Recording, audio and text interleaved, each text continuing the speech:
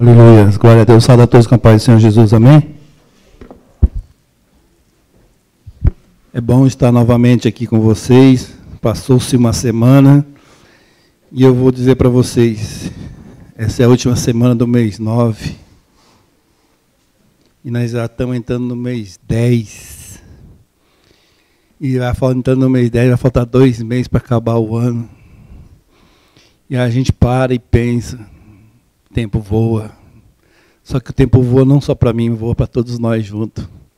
Ontem, no nosso estudo ali, foi falado, cada um tem uma coisa para fazer. Todos nós temos nossos problemas diferentes um do outro, todos nós temos situações diferentes uma do outro.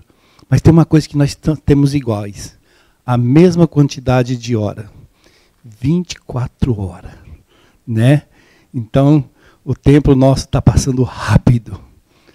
Eu cheguei no Japão, eu só tinha 2 filhos, hoje eu tenho 3 filhos, tenho 4 netos. Você vê que faz tempo que eu estou no Japão, né? Olha, aqui nós recebemos, nos vem nos visitar. Tem cadeiras, fica à vontade. Né? Mas é muito bom estar com vocês. Então hoje a gente vai estar estudando um pouco, aprendendo algo, né? Algo diferente, algo novo, uma ministração da palavra do Senhor para nossas vidas, né? E eu quero, realmente hoje, nós temos a graça e a presença do Sérgio, que eu conheci lá no churrasco, né, Sérgio? Nós se conhecemos lá no churrasco, foi meu ajudante lá, foi meu braço direito lá, me ajudando a cortar carne, assar carne, e a comer também, né? Não só trabalhar, né? Temos o Raul também, o Raul, ele não é brasileiro, ué, não? Tu és de onde, Raul? Peruano? Ó, seja bem-vindo, né? Sejam bem-vindos em nome de Jesus, né? Fiquem à vontade. Aqui é um lugar que a gente aluga, né? Mas a gente faz aqui da casa do Senhor. E quando é a casa do Senhor, é a nossa casa, né? Então fiquem à vontade, a casa de vocês também, amém? E temos a visita do pastor Chihara também aqui conosco, aqui, ó. Satisfação, faz quase anos que eu não vejo ele, né? Foi muito bom revê-lo novamente, né? Hoje eu fiquei até agora aqui desarmado, o pastor Chihara chegou, ele foi uma bênção na minha vida e foi um canal de bênção para o meu caminhar com Deus, né? Foi muito usado Deus na minha vida. Eu costumo nas minhas pregações, quando eu falo dele, eu falo que ele foi um homem de muita coragem para me apontar o dedo na minha cara quando eu queria parar de fumar, sabe? E aí ele apontou o dedo na minha cara e eu pedi para ele orar por mim. Ele olhou assim, eu oro por você. Mas você tem que me dizer uma coisa certa. Você quer realmente parar de fumar? O cara, aquele tamanhozinho lá, podia pegar ele, socar ele, para ele ficar o dedo na minha cara daquele jeito, né? Mas foi com a autoridade de Deus que ele usou. E eu fui para casa, meditei no que ele tinha falado, liguei para ele à noite, falei, realmente, eu não quero parar de fumar. Mas Deus me libertou depois. Porque Deus queria que eu fosse liberto. Porque era para cuidar da minha saúde. Amém? Então hoje eu quero falar um pouco de Esaú com vocês. De repente você vai falar, poxa, mas vai falar Esaú. Quem é Esaú? O Sérgio vai falar, quem é Esaú? Eu nem conheço Esaú, ele não estava no churrasco, né? O Raul vai falar, será que é do Peru, da Bolívia? Não. Esaú, a gente vou dar uma resumida na história, né? Para quem, eu acho que todos nós aqui já estamos na igreja, já conhecemos Esaú, né? Esaú, ele era neto de Abraão, certo? E Abraão foi escolhido de Deus, teve o chamado de sair da sua terra, deixar a sua parentela e achar o lugar que Deus escolheu para ele. E ele era filho da promessa de Abraão, que o pai dele se chamava, deixa eu ver aqui, que eu esqueci, Isaac, né? E, então, Esaú nasceu com o seu irmão Jacó. Nasceram gêmeos. E Jacó, mais esperto que Esaú, por não fazer muita força, nasceu segurando no pé de Esaú. Então, quando saiu Esaú, saiu Jacó. Bicho esperto, né? Então, a gente tem que ver realmente como é a história, né? Para me contar para vocês sobre a pregação que eu vou falar. Então, Esaú, ele foi filho de um homem, realmente, que vem de promessas, né? Abraão foi quando ele foi, se você ler Gênesis, né? Eu não vou estar lendo muito aqui para procurar você fazer entender melhor. Ele estava na sua terra e foi chamado por Deus para sair do meio do seu povo. Para quê? Para que no meio daquele povo que ele estava, era um povo idólatra, era um povo que estava realmente em pecado, era um povo que realmente não buscava a Deus, Mas Deus tinha um propósito na vida de Abraão. Deus queria fazer dele uma grande família, né? Como Ele quer fazer de nós também. E interessante que Abraão era casado com Sara, e Sara, se você ler a Bíblia, o livro de Gênesis, ela era estéril. E ela gerou um filho sendo estéril. Por isso que Isaac, ele era filho da promessa. Porque ela não tinha como gerar um filho, e ela gerou um filho com 100 anos de idade. Mole? Hoje as mulheres de 20, 30 anos já estão querendo fugir e não querem mais saber de gerar filho, né? Mas ela gerou um filho com 100 anos de idade. É a esposa do Raul? Sim, é a Kanai? Isso. Ela é japonesa, né? Oh, cadê o nosso intérprete aqui para nós ajudar ela? Ela está ali do lado. Né? Ou ela me entende meu português também? Não. Acho que não. Não, mas o nosso amigo vai se esforçar ali do lado dela, né? Vai gambatear ali. Não é sempre que tu faz um intérprete. Né? Então, mas voltando ao assunto, Saul, ele vem numa promessa. Né? O avô dele foi escolhido por Deus. O pai dele nasceu de uma mulher que não podia ter filhos. E o pai de Saul casou com uma mulher que também não podia ter filho. Interessante, né? E coisas que a gente para e pensa, poxa, mas acontece, por que acontece, né? E ela gerou. E quando ela gerou filho, ela gerou 2 de uma vez ainda por cima. Que nem eu falei. Tem Esaú e tem o Jacó. O Jacó foi mais esperto, você já saiu agarrado no pé dele, né? Mas vamos lá. Já deu, acho que, para entender quem é mais ou menos quem é Esaú. É filho de Isaac e neto de Abraão. Se você ler o livro de Gênesis, você vai aprender um pouquinho mais. O Sérgio está ali pensando, poxa, eu vou ter que ler, hein? Vou ter que abaixar uma Bíblia do meu iPhone e ver quem que é esse camarada aí direito, né? Mas é bom, é bom. É interessante. Lá no livro de Gênesis, capítulo 27, eu quero ler com vocês. Acha para ele aí, isso, corre, pega a Bíblia. Ainda bem que tem um digital, né? Gênesis capítulo 27.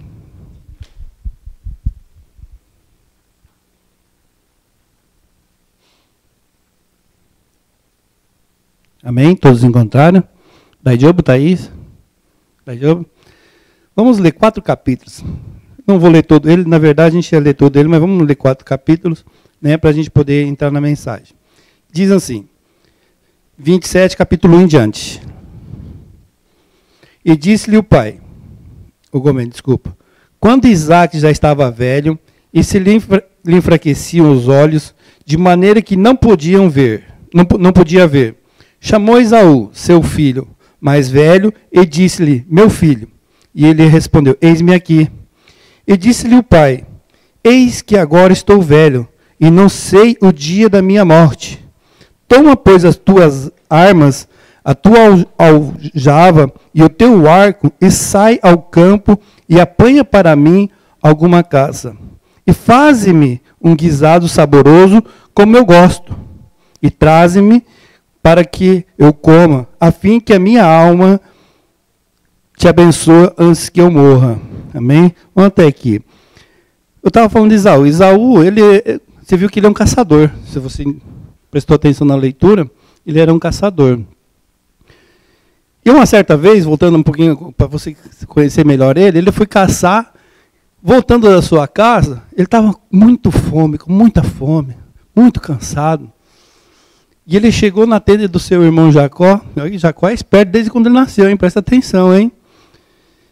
E ele chegou pedindo comida para o seu irmão. Seu irmão falou assim para ele, olha, eu te dou um prato de lentilha se você me vender a sua primogenitura. Quer dizer, seu direito de ser primogênito, né? Porque Esaú, mesmo que nasceram juntos, Esaú saiu primeiro. Então ele era o filho herdeiro da bênção.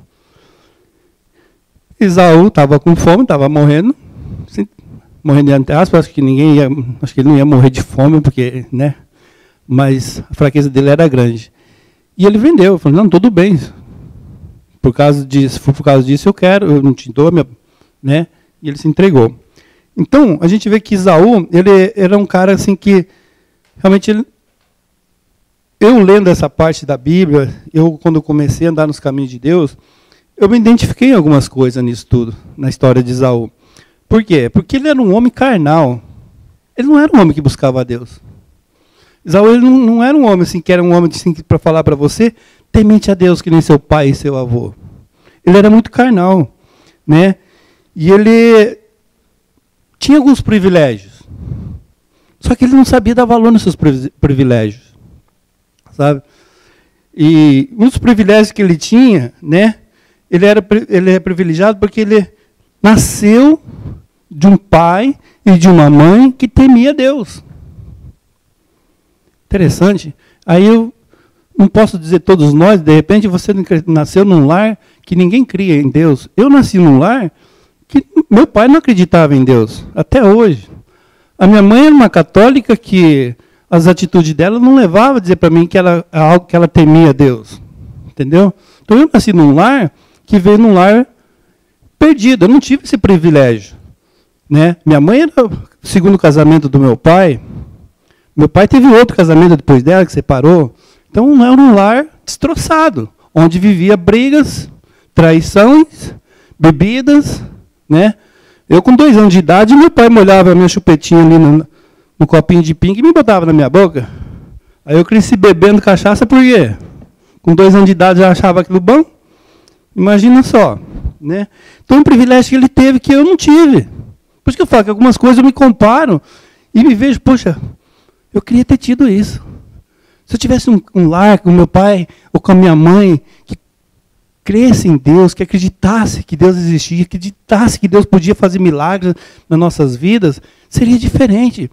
Poxa, Abraão, o vô de Esaú, ele teve experiências tremendas com Deus.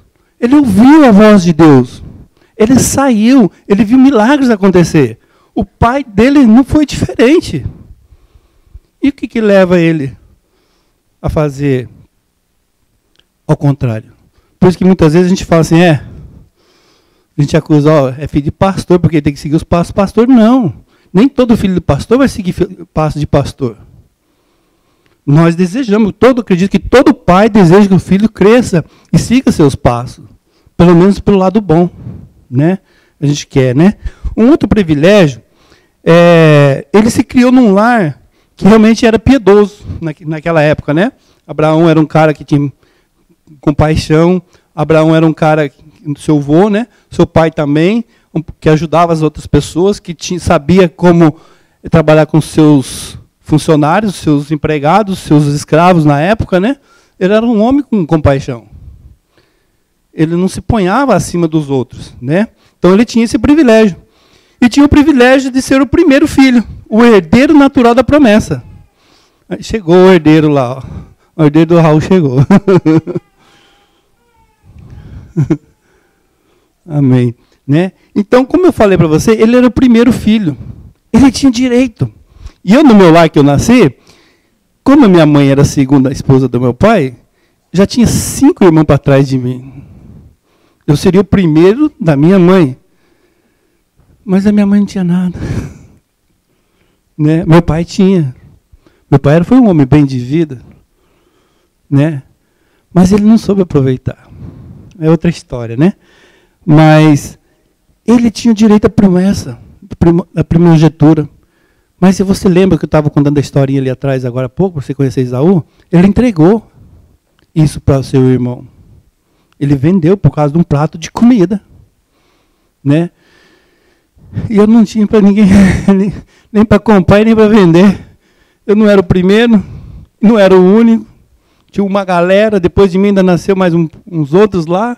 Então já tem um monte de irmão, se for contar por parte de pai. Né?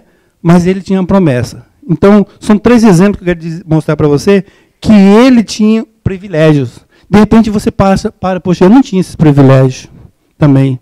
Ou eu tive esse privilégio. De repente você nasceu num lar cristão, teve a oportunidade de ouvir a palavra desde pequenininho. Eu tenho a minha filha menorzinha, quando ela veio para o Japão, a Carol com 1 ano de idade, mas ela, quando a gente se converteu, ela já tinha uns 5 anos de idade, né? 3, a minha esposa fez lá atrás. Então ela já teve a oportunidade de ouvir um pouco melhor no nosso lar, o que Deus estava fazendo. A minha filha do meio, o meu filho mais velho, né? Então ele já teve uma oportunidade. De repente você não teve essa oportunidade. De repente você não foi o primeiro filho. De repente você é o primeiro filho e nunca ganhou nada do seu pai. Mas eu digo para você, o Deus que é o nosso pai, todos nós somos filhos primeiro. E Ele tem para o melhor para dar para nós. Amém? Mas eu quero deixar outra coisa para você também. Você que pode anotar, você que quer gravar, se você não puder gravar, depois no nosso site, né? Nosso site está funcionando, né, Cláudia? Nosso site, aquele que te trouxe aí, depois você pergunta para ele qual que é o nome do site aí, Missão Apoio Comac, né? Você vai ter a pregação lá. Porque é bom você meditar nas palavras, porque agora, de repente, alguma coisa te foge à mente, você não colhe tudo, mas lá no site vai estar a ministração lá, né? Outra coisa que eu vi em Esaú também foi liviandade, né?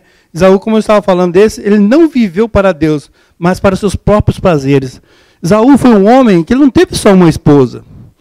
Se a gente ler a história de Esaú, ele teve várias esposas, né?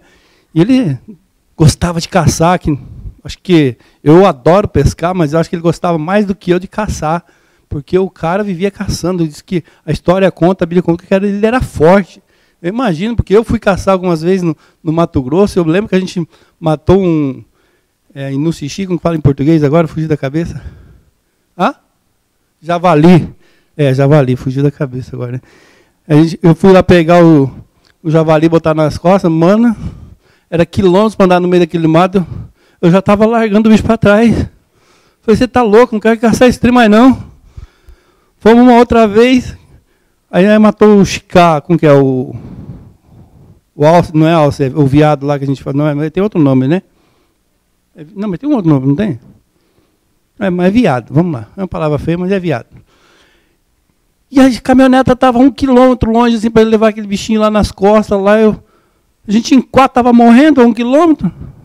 Agora imagine esse camarada sozinho para caçar naquela época. Espingarda não tinha, nós tínhamos espingarda para caçar, hein? Tinha revólver, né? E o cara devia só ter flecha. Sei lá o que ele tinha para caçar, mas o camarada era forte. Mas ele não vivia para Deus, ele vivia para os seus próprios prazeres, né? Também, que nós estávamos falando, ele trocou, ele colocou a bênção de Deus em segundo lugar. Eu gostaria que você abrisse a sua Bíblia em Gênesis capítulo 25, ou em uma outra pessoa, abrisse para mim em Hebreus capítulo 12. Pois você abre para mim em Hebreus capítulo 12.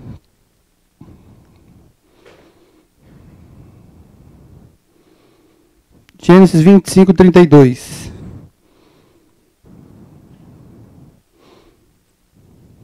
Deixa eu achar aqui no meu. Então diz assim: então replicou Esaú: eis que estou a ponto de morrer, logo para que me sirva o direito da primogenitura. Lê para nós o Hebreus 12. 12, 16 e 17.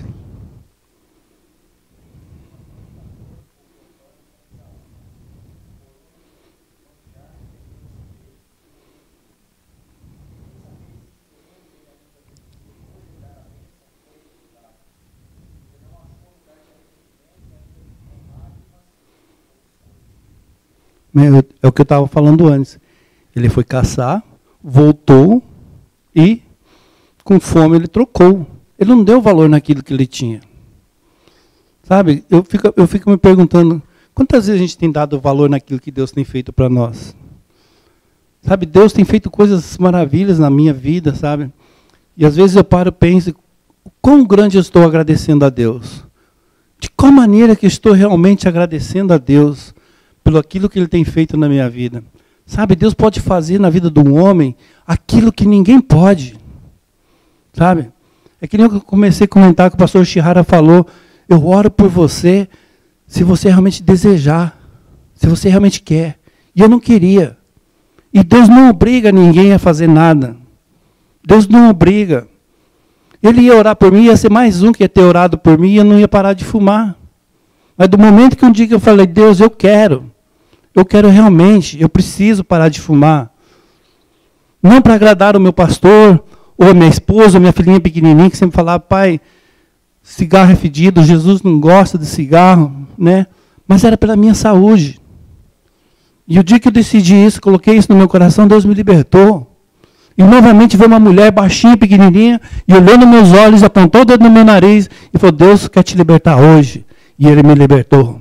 Não foi o homem que me libertou. Por isso que eu falo, Deus, Ele é Pai. Deus, Ele não tem você como um filho secundário, Ele tem você como um filho primogênito. Você é o filho escolhido de Deus. Você para e pensa, poxa, mas eu? Quem sou eu para ser escolhido de Deus? Você é o Sérgio, você é o Itamar, você é o Valente, você é o Ivan. Você é aquele que Deus escolheu para ter nascido. Sabe, muitas vezes a gente para e pensa, eu não pedi para nascer. Eu acredito que a gente pediu para nascer, sim. Porque quem estudou, eu não estudei, mas quem estudou muito, sabe que na ciência que são milhões de embriões, milhares de, sei lá, de embriões que vão até o óvulo, mas às vezes acontece acontecer 1, 2, 3, 4, 5, 6 de entrar de uma vez, mas é raro. Mas geralmente entra um. E você lutou para entrar ali dentro. Porque você quis nascer. Né? Você quis nascer. Então, realmente a gente não pode trocar as coisas que Deus tem para nós. É uma outra coisa que eu vi na sua leviandade também de Esaú, é que ele causou grande desgosto a seus pais. Esaú falou para Isaac, Isaac falou para Jacó, para ele numa viagem buscar sua esposa no meio da sua parentela. Esaú viu essa conversa e buscou a esposa de outras nacionalidades, de outros lugares, né? Ele não tinha esposas que eram da etnia dele. Ele fez muitas outras coisas que desagradou seus pais. Aí eu parei e pensei, poxa, se ele fez tudo isso, essas coisas tão pequenas e simples para mim, casar com outras mulheres, porque na época podia, né? Coitado daqueles caras casar com 2, 3, 4 mulheres, até dó deles, hein? Mas tinha que trabalhar muito, né? E eu fiquei pensando, poxa, quanto desgosto eu dei para minha mãe, porque eu fui criado praticamente com a minha mãe, com meu pai eu não fui criado, né? Então não posso dizer que eu dei desgosto ao meu pai, porque acredito eu que não, porque não tive o momento de dar o desgosto para ele, né? Mas com a minha mãe, eu parei e pensei, poxa, quanto desgosto eu dei para minha mãe. Sabe, quantos desgostos você deu para os seus pais? De repente você foi criado com pai e mãe. Quanta coisa você fez de errado, sabe? Que você não viu quando o seu pai, quando a sua mãe falou. Hoje você tem filhos. E hoje você quer corrigi-los. E você olha e fala assim, poxa, eles estão fazendo o que eu fiz. Eles não me obedecem.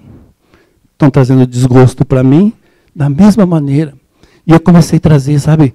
A gente geralmente fala que passa um filmezinho na nossa frente, mas é realmente na nossa mente que vem aquilo, porque Deus traz na nossa luz. Eu comecei a lembrar da primeira vez que eu usei maconha, e a minha mãe chegou em casa e veio me chamar a atenção que eu estava alterado, que eu estava diferente, que estava acontecendo, que eu estava com o olho vermelho, e que eu estava daquele jeito todo assustado, todo ligadão, sabe? Diz que eu estava dentro de casa assim, que não sabia o que fazer. 4 horas da manhã, maior frio no Rio Grande do Sul, eu debaixo da água gelada, tentando apagar o fogo que tinha no meu corpo, porque não tinha fogo. Eu falei, mãe, meu corpo está pegando fogo, e a minha mãe, não, aonde? Não tem fogo nenhum. Aí ela começou a me chamar a atenção, disse que eu levantei a mão assim para bater nela. Minha mãe não é crente. Mas ela falou assim, Deus não deixa ele tocar em mim. Na hora do bicho pegar, geralmente a gente lembra de Deus, né? E diz que aqui eu travei meu braço e eu não consegui encostar a mão nela. Então todas as coisas, às vezes que eu cheguei em casa bêbado, às vezes que eu cheguei em casa drogado, sabe? Às vezes que eu fui preso, porque chegava no sábado à noite, eu ia para a balada, quando era no domingo de manhã cedo, quem era? Polícia indo lá em casa me buscar. Qual a alegria de uma mãe ver o seu filho sendo levado pelo camburão? Você quer ver seu filho assim, presbítero? De maneira alguma, né? Eu não quero. Você quer, Raul? De jeito nenhum, né? Terrível. Aí eu comecei a lembrar dos desgostos que eu dei para minha mãe. Agora, e você? Eu estou falando de mim, mas e você? Você tem pensado nas coisas tristes que você tem feito pelo seu pai, pela sua mãe? O que você plantou, às vezes você está colhendo hoje, né? Eu tenho 4 netinhos, eu convivo com 2. E eu olho a vida deles, parece que estou vendo eu ontem. Parece que eu estou vendo eu ontem, sabe? É no coração do homem e do ser humano, já nasce com pecado, já nasce com maldade no coração. A maldade se começa desde pequenininho. E hoje está pior, porque hoje desde pequenininho eles veem as coisas terríveis na televisão. A gente vê no YouTube, você liga o YouTube lá, você bota lá, vê quantos de menores indo preso. E quando ele vai preso, ainda fica revoltado que a câmera está filmando, xinga, manda para aquele lugar, e fala o nome de palavrão, e fala que quando ele sair, ele vai roubar, porque ele sabe que vai sair ali de novo, porque de menor não fica preso, e ele vai lá e rouba de novo.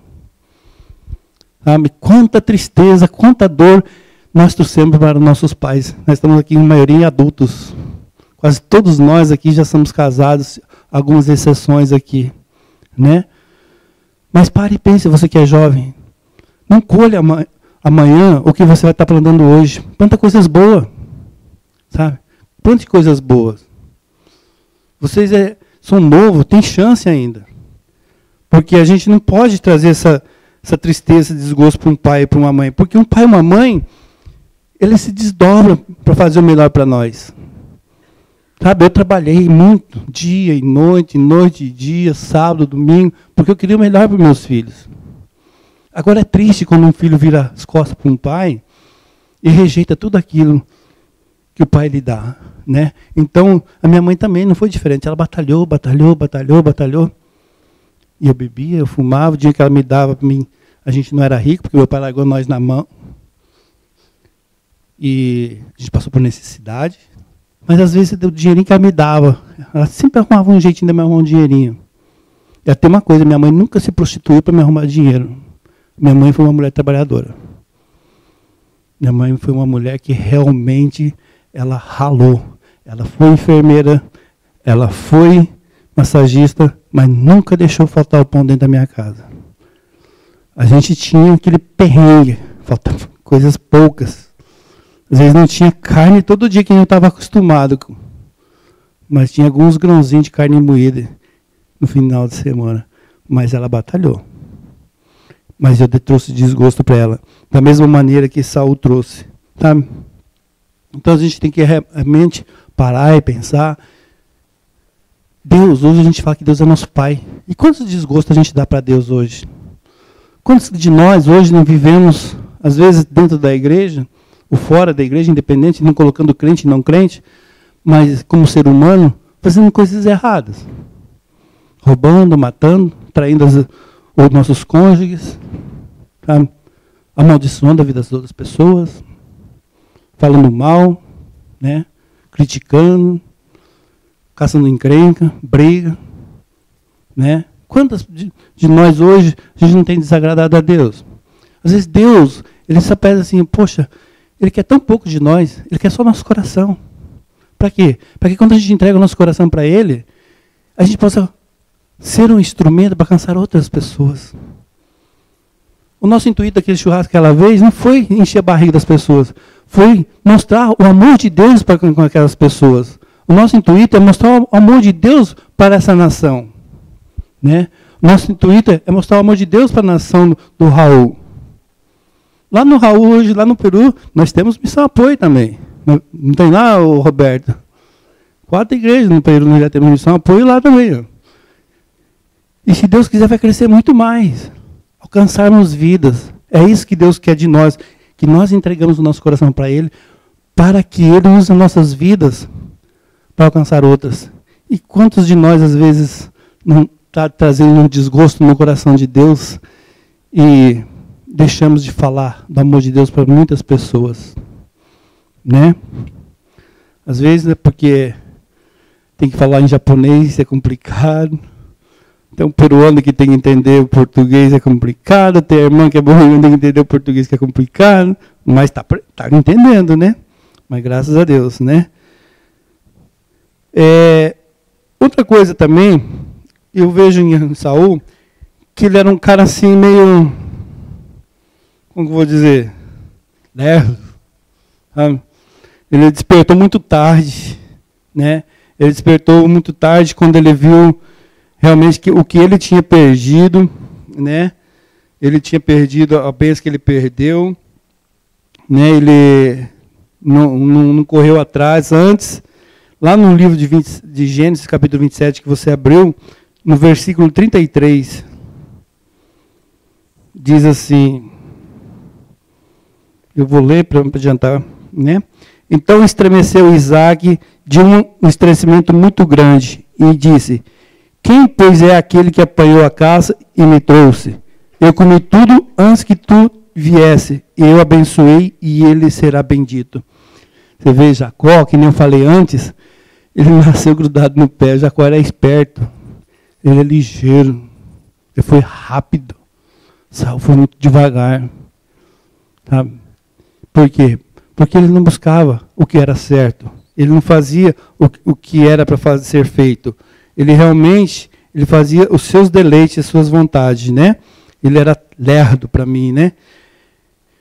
Então, lerdo que tem aquela passagem que fala que das virgens que esperavam o mestre, né? Eu acho que o Sérgio não sabe, mas elas tinha 10 viúvas esperando o mestre passar, e aí o tempo demorou, 5 apagaram as suas velas e 5 deixaram as velas queimando. Na hora que o mestre chegou, aquelas que deixaram as velas queimando não tinha vela para correr atrás, as outras que tinham apagado foram atrás e tinha luz para chegar até ele, né? Então ele foi muito devagar, né?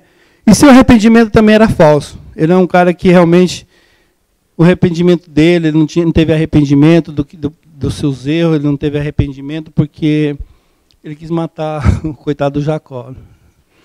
E o Jacó teve que dar o pinote dele, né?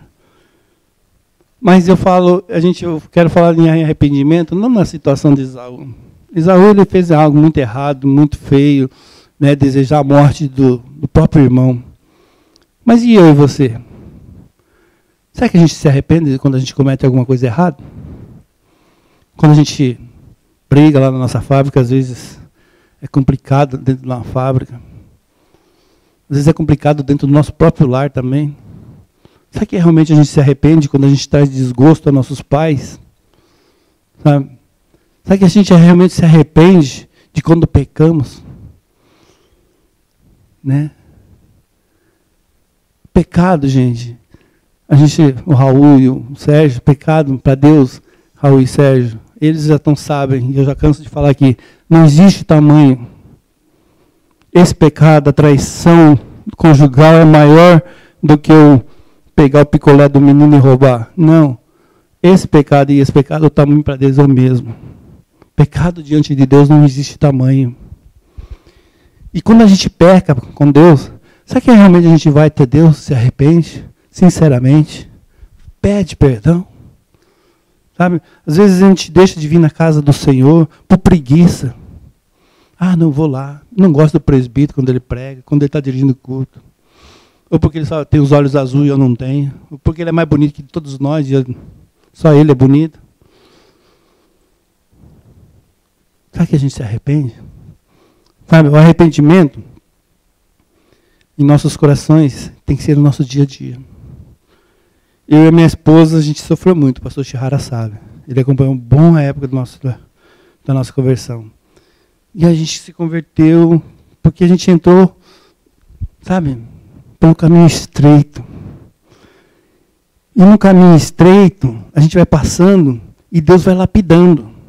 E Deus vai tirando aquelas gordurinhas excessivas que está tendo. Não estou falando isso aqui não, tá, gente?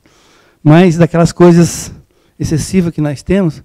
E foi consertando o meu casamento. Mas para consertar, ele trazia à tona as coisas que tinham que ser trazidas. Aquilo que tinha que ser melhorado. Aquilo que tinha que ser trabalhado. E eu e minha esposa passamos por aquele caminho. O pastor Carlos nos ajudou. O pastor Chihara nos ajudou. Muitos irmãos que estavam na igreja nos ajudaram. Sabe? Com conselhos, com oração. Sabe? Com ensinamentos.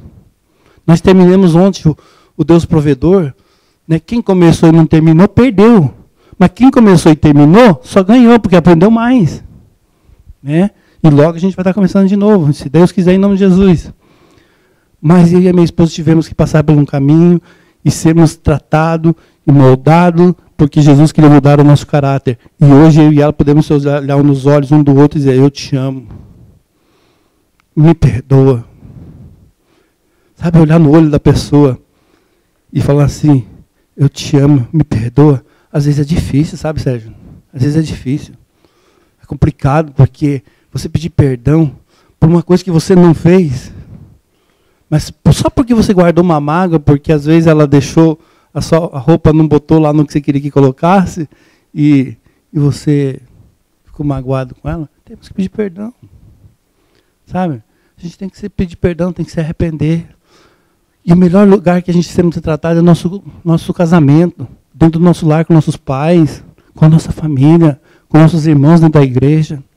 Sabe? Porque aqui dentro da igreja, eu sinto muito, mas você não é melhor que eu. Nem eu sou melhor que você. Somos todos iguais. Somos homens e mulheres com muitas falhas. Mas existe um Deus que Ele nos ama.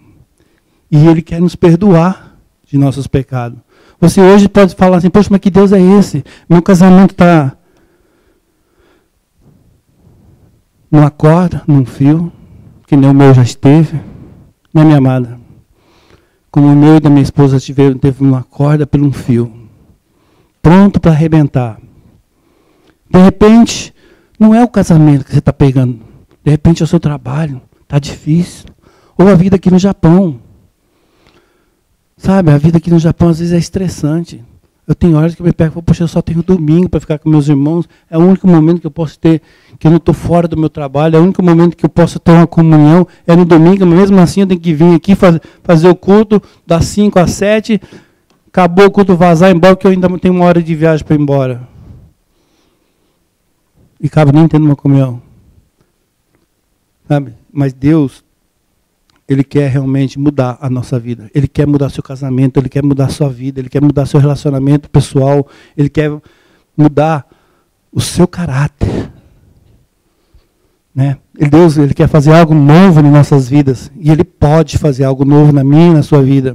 Porque eu, quando eu entreguei a minha vida para Jesus, eu não fiz que nem Esaú. Eu me arrependi. Você sabe o que é você se arrepender? E eu aceitei Jesus, entreguei minha vida para Jesus, eu chorava que nem uma criança. O pastor Shihara, acho que não lembra, né? Mas foi lá naquela igrejinha no segundo andar, lá em Ogá, que tinha lá do japonês lá, nem lembro daquele lugar lá. Mas foi lá na igrejinha, eu chorava. Aí o pastor Carlos me levou para uma salinha, eu não conseguia nem conversar com o pastor Carlos. Na época ele não era nem pastor, ele era diácono. Eu nem sei se ele era diácono ainda também, né? Mas foi o meu começo, mas realmente por quê? Por que eu chorava tanto? Porque eu estava arrependido. Sabe? Eu estava arrependido de tudo aquilo, de coisas ruins que eu tinha feito. Tanta maldade que eu já tinha feito. Tanta coisa que eu já tinha feito de errado. Quanta traição que eu tinha feito com a minha esposa. Quanto desgosto eu tinha dado para minha mãe. É a primeira mulher que eu amei na minha vida, foi minha mãe. Ela é a minha única mulher que não vai me abandonar de jeito nenhum. E hoje ela tem 2, né? Tem eu e minha esposa que não abandona de jeito nenhum. Sabe? Quanto desgosto eu trouxe para ela. E eu chorava quando eu lembrava dela. Chorava muito. E eu liguei para ela depois que eu me converti. Comecei a conversar e falei, mãe, eu quero te pedir perdão. Eu comecei a chorar, não conseguia falar. Mãe, eu quero te pedir perdão. E ela, por quê, meu filho, o que aconteceu? Eu falei, mãe, eu preciso te pedir perdão por isso e por isso e por isso. Por quê? Porque nasceu algo novo na minha vida. Sabe, quando eu aceitei Jesus naquele domingo, que lá naquela igrejinha pequenininha, onde tudo era simples, não tinha um mega alto-falante, não tinha um mega templo, não tinha milhões de pessoas, não. Era tudo simples, tudo pequenininho. Mas tinha o Deus Todo-Poderoso, como Ele está aqui hoje. Como Ele está aqui presente hoje. Eu saí daquele culto, que eu entreguei minha vida, que eu dobrei meu joelho aqui na frente e falei, Deus, entra no meu coração e faz morada. Muda a minha vida. Muda a minha pessoa. Muda meu relacionamento. Muda todas as coisas mal que tem no meu coração, na minha vida. E eu saí daquele lá, fui embora, de noite. Quando eu saí de casa, no outro dia cedo para trabalhar, eu tinha uma vaga, um Mibuso, não sei se vocês já conheceram o Mibuso da Largo, aquela bem antiga Largo, né? O Mibuso. Eu olhei para aquela vaga, velha, diesel, cheia de ferrugem. Olhei para a vaga assim, nossa, mas está tão linda a minha vaga, né? Que bonita que ela está. E fui trabalhar. Cheguei no meu caminhão, falei, aquele caminhão velho, também tudo riscado, batido de coisa, né? Nossa, meu caminhão está novo. Eu olhava para as coisas, está tudo novo.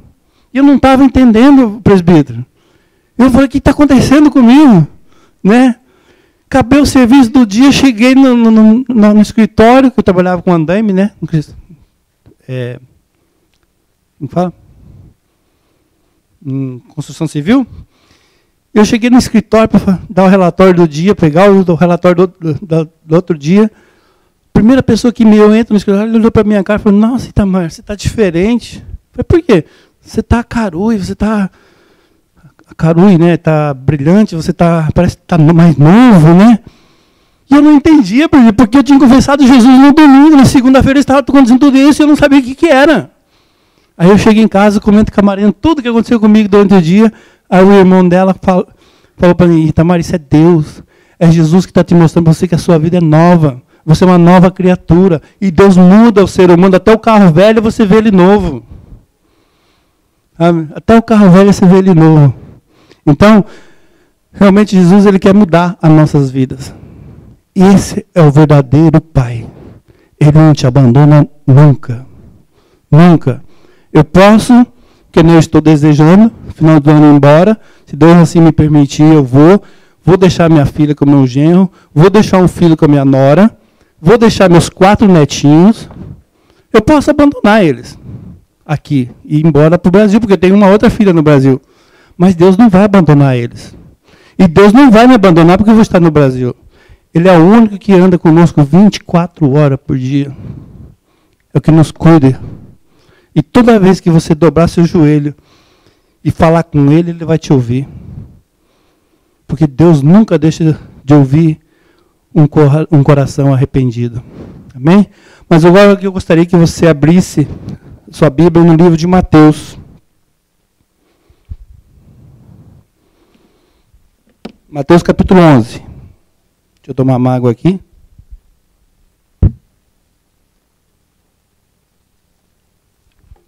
Já vou estar encerrando.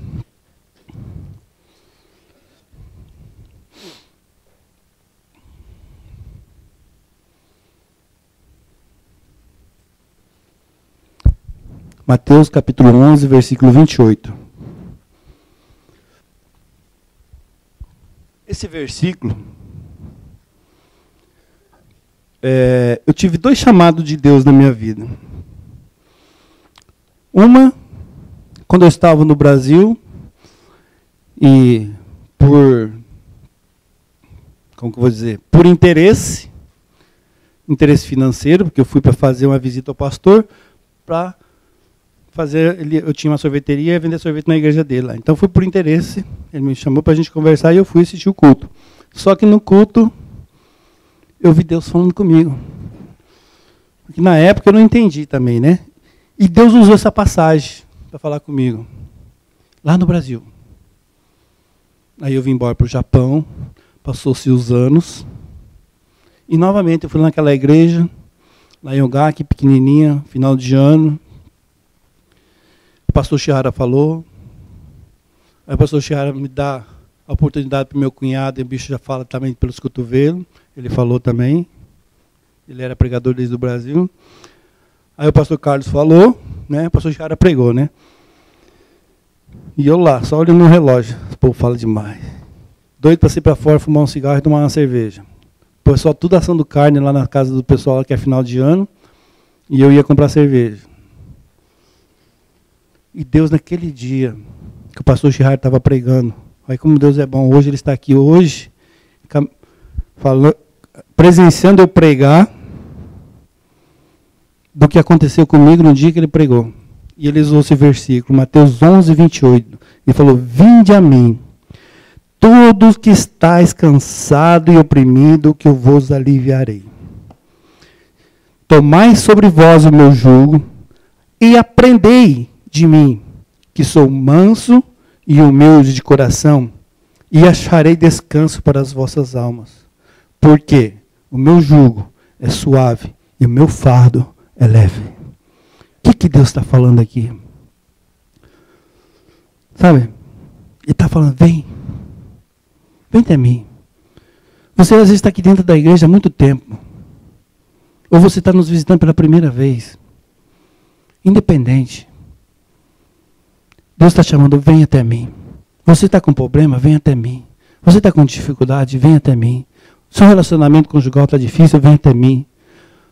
A sua casa está com problema, vem até mim. Seu trabalho está com problema, vem até mim. Vem até mim, que eu vos aliviarei. Sabe? E eu precisava, porque a minha alma estava cansada, ela andava oprimida, a minha alma estava, como que eu posso dizer uma palavra bem sugoi, estava realmente pesada, manchada, sabe? Não tinha prazer, não tinha motivação, não tinha nada. Mas Deus falou para mim, vem até mim, eu te amo, meu filho. Eu te amo, meu filho. Independente do que você fez, independente do que você apontou, independente de onde você errou, Jesus está falando assim, vem até mim. Vem até mim, porque eu quero te dar alívio, eu quero te dar uma nova vida, eu quero transformar a sua vida, eu quero transformar o seu lar, eu quero transformar o seu trabalho, eu quero transformar a sua vida financeira. Agora, Jesus, a gente não fala até Jesus, não, eu falei financeiro, mas não por causa do dinheiro, mas sim pela nossa salvação. Porque, como eu falei no começo, o tempo para nós é todos iguais, é 24 horas. E você não sabe se amanhã você vai estar vivo ou vai estar morto. E quando nós entregamos nosso coração para Jesus, Ele quer porque a gente vai morar no céu com Ele. É por isso que Ele quer. Às vezes muitas pessoas correm até Jesus por causa da situação financeira. Eu preciso, porque eu estou com as contas atrasadas, porque estou isso, estou aquilo. Gente, você está com conta atrasada porque você fez conta. Porque eu fiz conta. Que culpa tem Deus agora? Agora, Jesus vai falar assim para mim. Vem até mim. Vem até mim. Sabe? Jesus hoje Ele está chamando, né? Vem até mim, todos vocês que estão cansados e oprimidos, eu vos aliviarei. Tomai sobre vós o meu jugo. Aprendei de mim, que sou manso e humilde de coração, achareis descanso para as vossas almas. Sabe? Eu estou falando de Jesus Cristo, não estou falando de religião. Eu não sei que religião Raul ou Sérgio é. Religião quem faz é o homem. Quem faz a religião é o homem. Eu falo de Jesus Cristo, aquele que morreu numa cruz, um dia pregado, crucificado, para dar-nos vida. Religião quem fez foi o homem. Sabe? Hoje você vai pegar, mas você não concorda com todas? Não concordo com todas as religiões. Eu concordo com a Bíblia, o que a Bíblia diz. E se aquela religião não pratica o que a Bíblia ensina, então não é onde eu quero estar. Aí você me pergunta, a sua religião pratica o que a Bíblia ensina? A minha religião procura viver o que a Bíblia ensina. Porque nós não vivemos uma religião, nós vivemos o que Cristo, nós vivemos em Cristo. É Cristo que faz a diferença em nossas vidas. A gente tem aqui um templo, a gente prega, a gente estuda, a gente ouve, mas o centro de tudo é Jesus. Às vezes você está doente, e eu te chamo até aqui, vamos fazer uma oração. Não sou eu que vou te curar, não é pela energia da minha mão que vai te curar. Não. Se você for curado, porque Deus cura quem Ele quer, é pelo poder de Jesus. Amém? Gostaria de pedir para o irmão botar um louvorzinho lá para nós, bem baixinho. Né? E queria que você fechasse seus olhos neste momento. Né? Gostaria muito que você fechasse seus olhos, você meditasse um pouquinho.